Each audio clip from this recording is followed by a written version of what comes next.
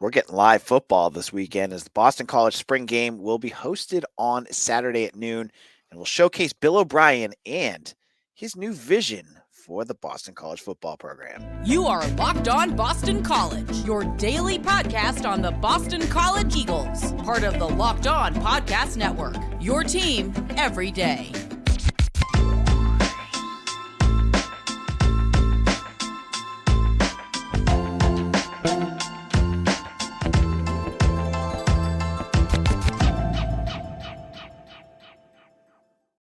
Hello, everyone, and welcome. This is Locked On BC. I'm your host, AJ Black, editor and publisher of Eagle Insider, part of the 247 Network. Today's episode is brought to you by FanDuel. Make every moment more. Right now, new customers get $150 in bonus bets guaranteed. There's $150 win or lose. Visit FanDuel.com/LockedOn to get started. All right, on today's show, we're going to have Mitch Wolfe to come on, and we're going to talk about the spring game. We're going to look at storylines from the game, look at what to expect from the offense and the defense. He's going to be here to talk all about it. Mitch, how's it going? It's going well. I've emerged from my cave of just rewatching BC's tape from the last two seasons, basically just on a loop in my mind. I'm clockwork oranging myself for all the good it'll do. But I'm excited that we'll actually get some new football to watch this weekend. And luckily, I'll be doing it from ideally a sports book that has a pool in Vegas this weekend, because that's where I'll be. So it'd be a very weird thing to go up to somebody and say, hey, can you turn on the Boston College Spring Game in the middle of the Masters? So it's a noon game. Game is on ACC Network. Let's go over a little bit about what you need to know. As I said, noon, parking's free. It is so Mitch was actually asking me before, do I know what the format's going to be? And on Saturday, Bill O'Brien kind of teased it a little bit, saying that it's going to be a lot of what the media has seen at practices. So you're going to see a little bit of scrimmaging. You'll see offense versus defense, so ones versus ones, two versus twos. You'll see situational football that, they'll get guys in the red zone, third down and short, things like that to see how they do. And they give out points based off of that. I don't know how the points work, but the other piece that I think is really interesting, and it's different than what Halfley said, is he said that they're going to put him on a microphone and he's going to explain what's going on. So you'll get a little bit more. Fun. You'll get a little bit more insight as he's going to be talking to the audience. And as you've seen, if you've been following on social media, he's trying to make this a big deal. He's talked about it quite a few times now at practice, and now there's a big tweet with him. I guess he had like a megaphone in the quad, yelling at students to come to the game. So it's a big deal. Mitch, what are your thoughts about this? Any thoughts? I mean, watching that video when they were going about the process of looking at coaches and Bill O'Brien's name got floated, the biggest thing that I was concerned about is, is he gonna be able to buy into this college atmosphere where, he's been in the pros for a long time. He was the Alabama for a few years. He hasn't been a college head coach for nearly over a decade, actually. And, based on this and how he's reacting and what everything he's doing, I think he is fully bought in. Obviously it's early, maybe a few years down the road, he might get burnt out, this kind of stuff. Because I consider him to be like a true, football guy. Obviously he's from this Belichick tree that's very no nonsense, but it's good to see him getting involved with all that. In terms of the game format, the way you're describing it does kind of remind me of at least the last spring game with Halfley, where the first half was real drives, not really hard tackling or anything, and then the second half was just situational stuff. So I think that'll be interesting to see.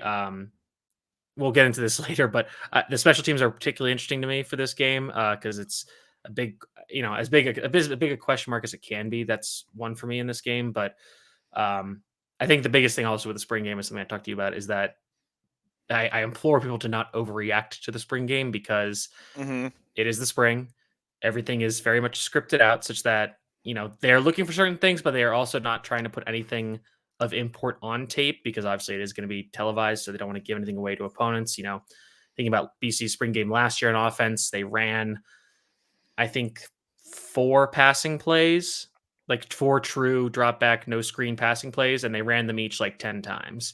All pretty much out of the same formations. And obviously, and then the offense looked completely different once we got to the fall when Thomas Castellanos took over, who wasn't on the roster at the time.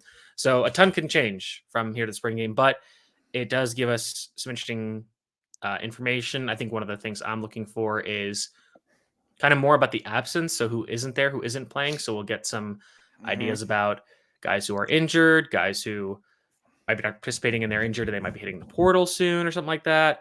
And again, it's more about seeing where guys line up and kind of what they're being asked to do as opposed to, can they really, like, what are they doing? Are they making these crazy plays? Because I think last year, what did CJ Clinkscales had 3 interceptions or something crazy like that, and now he's at Yep. Charlotte. So, Yep. And I think, Peter Delaportis was barely playing and, and then he transferred and then he came back. So, I'm not trying to read too much into performances, but just, kind of take a bird's eye view of things, kind of see where people are lining up, what they're doing or what they're being asked to do rather, and not be like, oh my God, this guy lit up the spring game with all these crazy things. It's like, okay, yeah. We do have to obviously talk about the 4th-string walk-on Luke McLaughlin, who's the second coming of Wes Welker, apparently. So, he's definitely going to ball out for the entire thing. It's just going to be Luke McLaughlin's show. So he'll be all of ESPN's top 10 highlights on SportsCenter in the evening after the game's over. Yeah, it's funny you brought up special teams. Being able to watch it, now as you've seen in the pictures that I have up on the screen right now, BC has been playing mostly in the Fish Field House, but I guess the last couple of days they've been outside finally. And watching the punters, you don't realize it when you're looking at it here, but half of their punts just end up in the rafters. Yep, and low roof. Mm-hmm. Yeah, I don't know if they thought of that or if that was an issue with the building of the Fish Field House. But even guys like Sam Candotti, who's more of a line drive punter, half the time right into the rafters. Yep. Well, luckily, I think I saw they were practicing outside now so they finally got a chance to really open up those punts if they can. But again, something I'm looking for in the spring game that maybe not anybody else cares about. Yeah, and you brought up some good points. It's going to be interesting to see who's going to be available. They try to hide it now, but I'm also interested to see. I don't want to call him paranoid, but Hafley was very guarded with a lot of things. Whether it was injury reports, whether it was and O'Brien, I think is kind of guarded on that sense too. But will he be as guarded about his playbook as Hafley was? You know what I mean? Hafley clearly was like, every time you talk to him, he's like, I'm going to keep it vanilla because I don't want to put anything on tape and you're not going to see anything and blah, blah, blah, blah, blah. Do you think O'Brien is going to have that same mentality, or is he going to be like, screw it. If you can stop us, stop us. If you can't, you can't. I think there's merits to both sides. Yeah. And again, this is kind of me leaning on my previous perception of O'Brien as this Belichick guy who obviously, information secrecy is of paramount importance. So I would think it's going to be more vanilla. Sadly, I'm sure people are disappointed. I have not gone back and watched or found his spring games at Penn State or the spring games where he was Tuesday out of Alabama. Probably should have done that. So sorry for overlooking that. But I feel like it's going to be more vanilla because that's generally, I think that's not necessarily unique to Hafley thing. Maybe he was more extreme about it, but I still think most coaches, and I think O'Brien falls into this category, that they're not going to be throwing all these crazy plays up. But on the other hand, Bill O'Brien's been an offensive coordinator, an offensive coach for a long time. A lot of his plays and concepts are out there on tape and in coaching clinics. So, that could be the other side where he's like, people know what I like. I just want to, see if our guys can do it. In a more high profile, as high profile and high stakes as a spring game can be. Like, let's see if we can actually go out there and do it when the lights are at least halfway bright. So I still think I would lean more towards it being vanilla, but if he goes the other way, I wouldn't be supremely shocked. And before we get into the nitty gritty of both sides of the ball, I think we talked a little bit about O'Brien's hope that people show up. I'm not here I don't pump the tires of BC sports. It's not my job. But I also think that there's a validity of this because following along with recruiting, following along with what they're trying to do, BC finally has a legitimate head coach, someone that has experience, that's been around, and is asking for people to show up. The worst thing that could happen on Saturday, and the weather's supposed to be pretty decent, is for the spring game, you're going to be, and for someone who covers recruiting, there's going to be a ton of recruits there. For that place to be completely empty like it is for most spring games is going to be embarrassing. You need to get out there. Just show up. Hang out with your friends. It's a social event. Just go. You don't even have to watch the freaking game. Just show up and support them. Cheer, have some fun. But if you're just hanging in your dorm room, if you live near Boston College and you're not going, and then you're complaining when they can't get guys later on, that's on you, folks. I mean, I'll never forget the time that I went to a spring game. I think it was whatever the year before Anthony Brown's redshirt year was, because he was playing in a spring game and he threw an interception, and on the interception return, he just laid out whoever was returning the interception. I was like, Yeah. oh, okay, this guy's got something. Yep. So I think that might have been the year I Yeah. graduated, actually. So next year he did end up starting, but I was like, oh, that's fun. Yeah. And I would recommend just going. Like I'm going to go with my family. I'm not going to go in the press box because it's not worth me doing that. And Mitch knows why. I texted him why. And my family loves it. My kids love it. They don't even know what's going on for football, but we make it a day. We go watch the football game and then the baseball games right after it. You can walk across walk across campus and go watch the baseball game. So there's a lot going on. You just got to get there. So I'm recommending, if you guys have the time, just give a couple hours. It will be supportive of your program and help move them in the direction that they want to go. And you'll see more success. Like the recruits will see, like, there's fans out there. Ooh, there's something going on at BC. Bill O'Brien's got something going on. Little things like this can make a difference. End of rant. In a moment, Mitch and I are going to talk about on the field stuff now. We're going to look at the offense. We're going to look at the defense. We'll get into all of that in just a moment.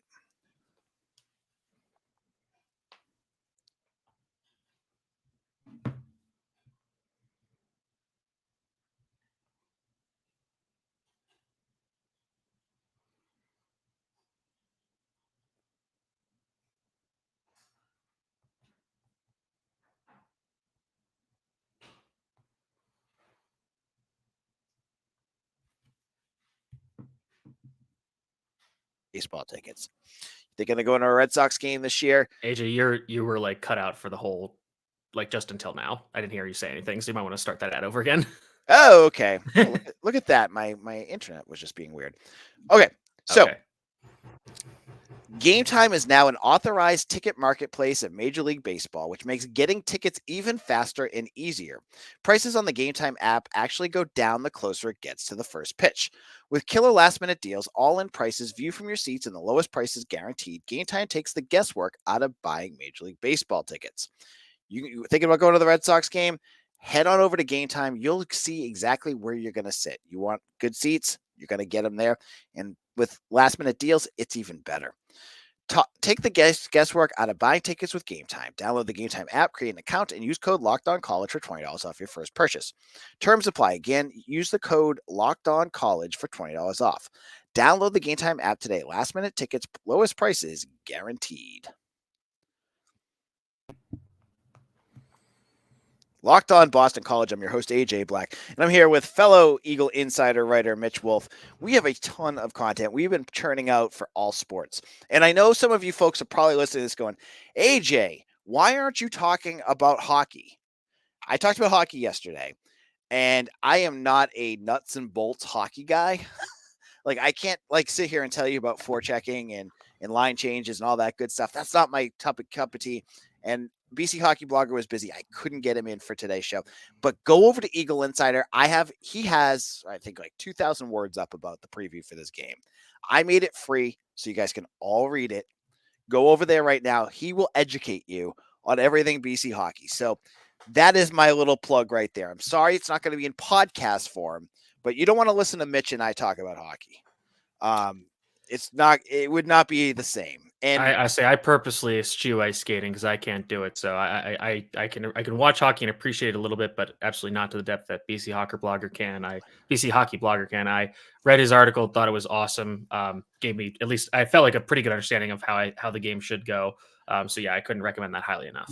So let's get back. We're going to get into football though, because it's a big weekend for BC sports in general. As I said, baseball's got stuff going on, lacrosse has stuff going on, but football, it always reigns supreme, right?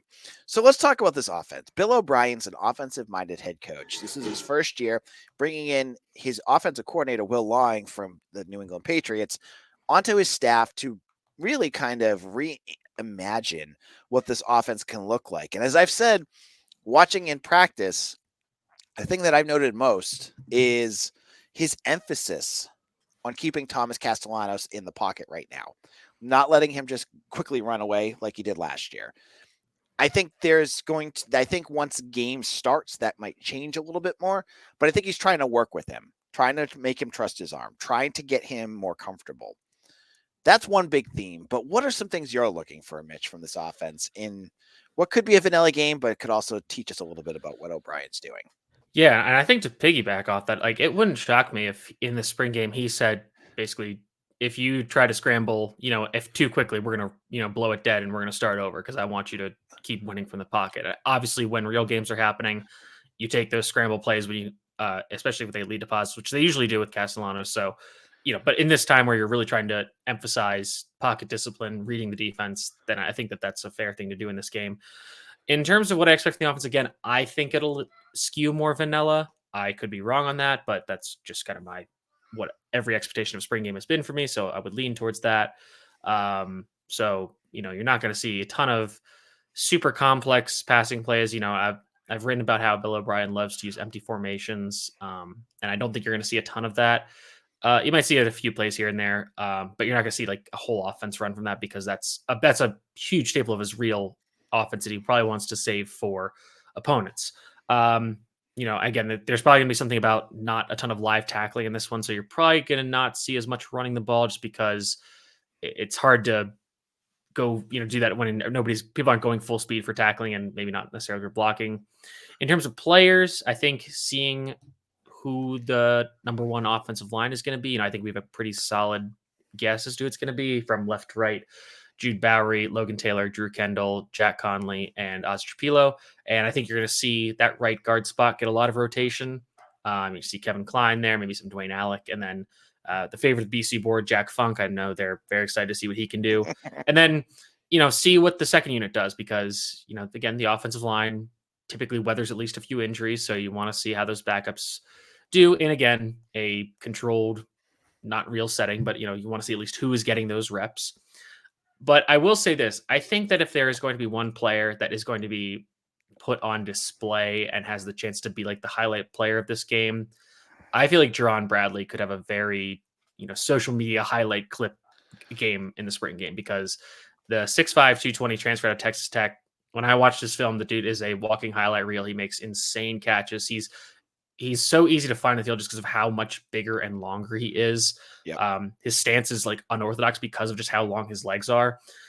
So I think that if anything's going to be, like this is really cool to watch and actually mean something, I think that it would be Jerron Bradley. I think he's going to be I think they're going to try to feature him heavily because, that's kind of where you get some impressions, be like, oh, this guy is going to be real. And, at the end of the day, like, I'm sure the people who are scouting BC for this, their opponents are going to be like, oh yeah, we know they have Jerron Bradley and, they know he's good. And, if you put some of those highlight plays in the spring game, it doesn't really change much because people already know that he's going to be probably the number one receiver in this offense. He's the kind of guy when you watch, if you guys are going to go to the game, you're going to see him out there and go, who is that guy? This is the first thought, your first thought. Everyone like from media members that didn't know who he was to fans and visitors last couple of weeks I've been there, they're like immediately drawn to him because he's just so big and fast too. He's fast. He's got good body speed. What's going to be interesting too is what I've noticed in the spring, and it's also based on probably comfort level at this point, is Castellanos. The scrimmage I watched, I don't think Bradley had a catch because he kept going to Bond. Like I think they put Amari Jackson on Bradley for a lot of it. And I think Bond just, if they're going to, and that's a good thing to have, right? Like if you can get Lewis Bond, more space and against, lesser defensive backs, he might be a guy too that has some big plays if they're, focus so much on trying to shut him down. So that could be something to watch. Now, there's a couple other transfers to watch as well. I think folks might be interested in watching, which is running back Trayshawn Ward, who was scrimmage player of the game on Saturday. He's the kid from Kansas State / Florida State. Mitch, what are your thoughts on him? Yeah, I really like him. I've kind of been aware of him for a few. Mitch? Oh, did I cut out? All right. So, well, anyways, Trayshawn Ward. Okay, what's going on? Is quick. He's not super fast, but he's consistent. And Am I back? Again, it's spring game, so you may not see a ton out of him in terms of running, but you'll see him in special teams. You'll get to see what he can do. Am I back now? In the pass game as well. And I'm not sure Kai Robichaux is going to play. He wasn't playing in the scrimmage that I was at. He didn't. I guess he missed the week before, and I'm not sure what's going on there, but he had missed some time. He looked okay when I saw him. Same thing with Bond too. Bond had to leave the last scrimmage. Got dinged up too, so I'm not sure he'll play. We'll have to wait and see what happens there. Mitch, you back? I'm back. Yep, I'm back. Okay. So those are some names. Kamari Morales, tight Can you end hear me? from UNC. He's been playing with the ones. You see him kind of rotating in with Jeremiah Franklin. Those are two guys I think that could be some big names to watch on that offensive side that you just don't know Can you hear about me? yet. Those are, and then when you get to the twos, you're going to watch Grayson James. Grayson James is a quarterback from FIU. He's clearly the number 2, and you'll see exactly why on Saturday. He's in a different spot than Matt Reevy and Jacoby Robinson. I'm just going to leave it at that. You'll see how much more comfortable he is. That being said, the second and third teams, you'll get to see some other names that maybe you're just not aware of yet. I think that'll be something that'll be entertaining as well. Mitch, can you hear me? I can hear you. Yeah, can you hear me? Oh, we still got no Mitch. He's there, but he's not coming through. So in a moment, we're going to get to the defensive side of the ball. Hopefully Mitch can get back in on this point. And we're going to look at how Tim Lewis, the new defensive coordinator, has got this defense going, what he can change and what is some realistic expectations in just a spring game. We'll get into all of that in just a moment.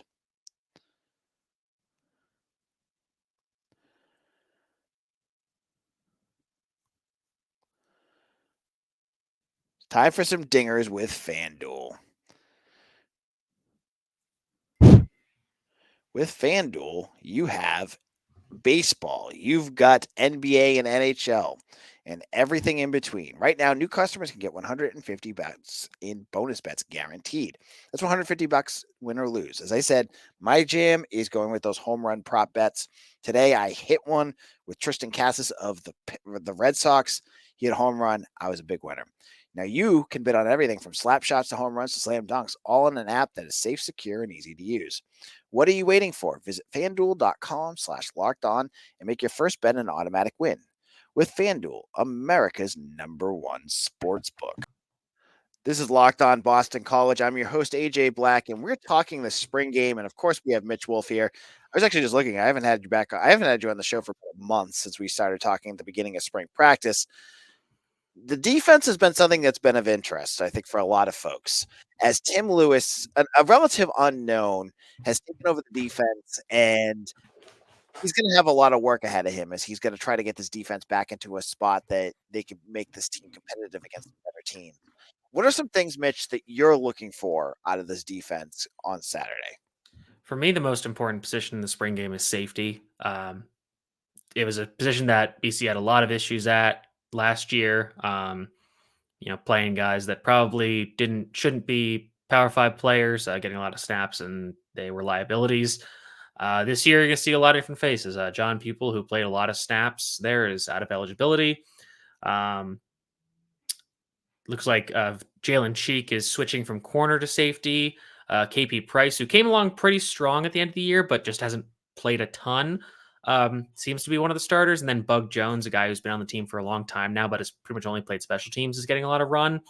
So I'm interested to see who's playing there. And I'm also interested to see is how they're deployed, because with Hafley's defense, it was so siloed into being a single high, one deep safety defense. And I think Lewis shares some of those characteristics, but he is a lot more multiple. He's going to do a lot more things with moving safeties around, having 2 deep safeties.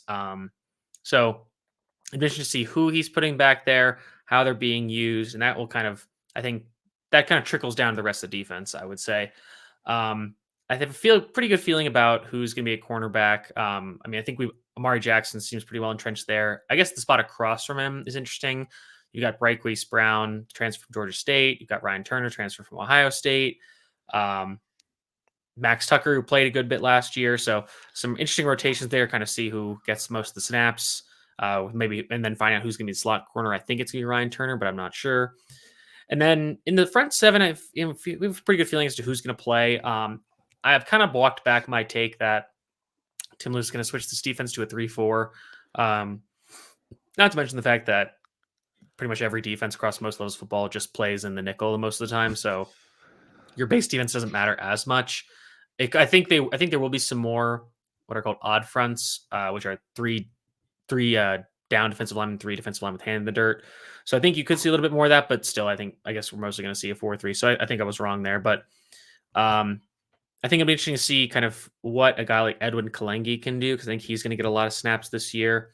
Linebackers are interesting because Bryce Steele seemingly has been cleared after missing last year. We'll see how much he actually plays the spring game. I think it's fair to assume Jalen Blackwell is not going to be back. He had a season-ending injury, so he's going to miss some time.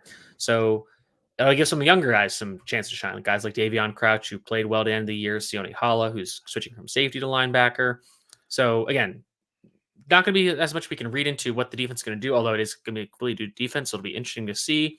But the more interesting part is who is going to be playing and where are they lining up.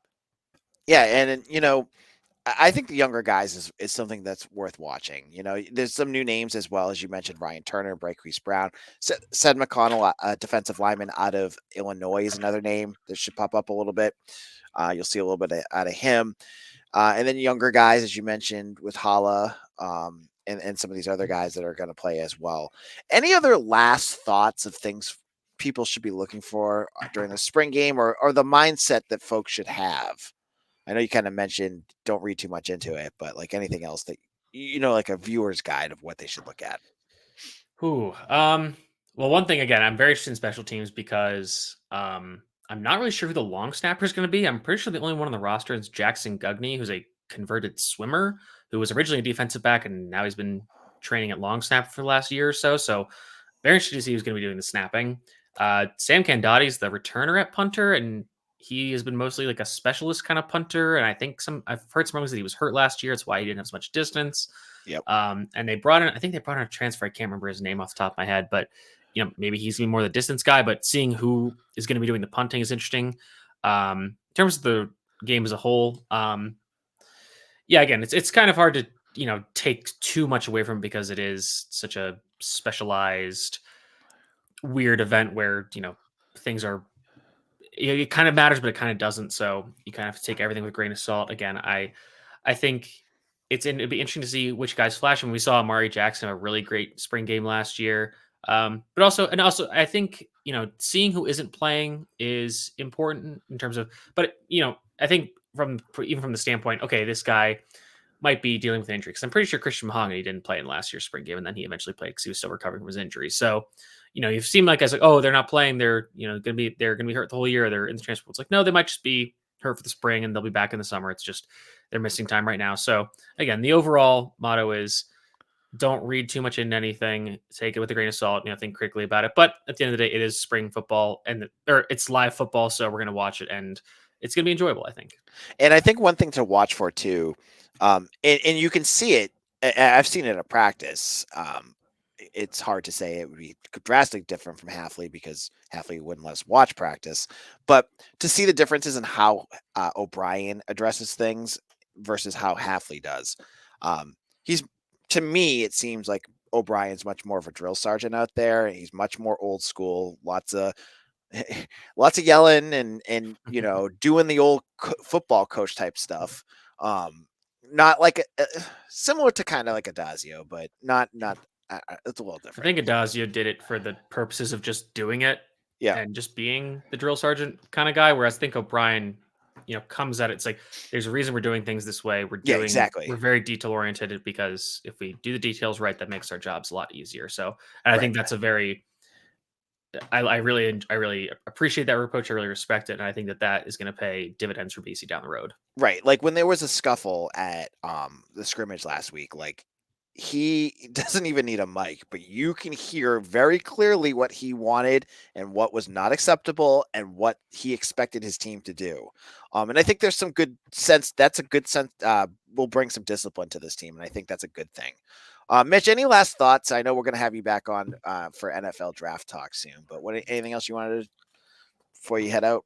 No, man, I'm just still really jazzed for this Frozen Four. I'm really hoping, obviously, BC wins on tomorrow or whenever this, on Thursday, because I would love to be able to watch that game and place some responsible wagers on it when I'm in Vegas this weekend. So really paying. I'm honestly at this point, I'm really locked in for that. Again, as I said, the spring game is of relatively limited importance. Obviously, I love football more than anything, but um, I'm excited. I'm excited to see kind of because again, this is a completely new era of BC football. I think we're going to see just completely different things on both sides of the ball. So that's just very exciting to see and talk about. And before we go, one last just like side comment. It's so weird that it's like a week and a half between that last round and the Frozen Four. Like they just had a lot of time off. And then what? 2 days between the game space? Yeah, That's it. Yeah. That's the case with like the playoff too. It's right. crazy. But I get it. I'm sure they're doing it to avoid going against the NCAA basketball tournament. But Hmm. it's just weird. And for a team like BC where you want momentum to continue, it like you're kind of nervous that like that kind of layoff is going to kind of get them in a funk. But I mean, again, we're not hockey experts, but based on what BC Hockey Blogger said, I think Michigan should be more worried. It seems like they were kind of more riding a hot hand than anything. yeah, Going into this. So I think it hurts both teams theoretically, but I think it honestly hurts Michigan more because they were kind of riding this high, whereas BC is, they've had hiccups here and there, but they've been really consistent for the last pretty much since the Beanpot. They've just been slaughtering people. yeah. So I'll be back, I believe, for Friday's episode with BC Hockey Blogger. We're trying to make sure that happens. So make sure you check us out here at Locked On BC. Mitch, where can people find you? You can find me at Mitchell T. Wolfe, WOLFE on Twitter. We'll be having scouting reports for BC's guys, BC's premier guys in the draft coming up as the draft approaches. We're about 3 weeks away. We've got, I think we've got basically 3 scouting reports coming out over the next 3 weeks for Christian Mahogany, Elijah Jones, and Kyle Hergel, as those are the 3 guys I expect to be drafted. Kyle Hergel's a little on the fence, but those are the guys that I feel confident about. The rest of them, I'm not so sure. So that constantly coming out. I'm also working on a very in-depth linebacker study on BC's linebackers, which I think is a very maligned position. I think people will be interested to read that. So make sure you check that out on Eagle Insider. All right, and follow me along with me at AJ Black 247. Again, I've had a ton of info up. We have a full hockey preview. We have recruiting news, nuggets, all sorts of stuff. Come on over, become an Eagle Insider, or follow me along with me on Twitter at AJ Black 247. You get the good stuff on the website, though. I don't just throw it out for free on Twitter. That's not my job. Thank you all for listening, and make sure you come back tomorrow for another episode of Locked On Boston College. Your team every day.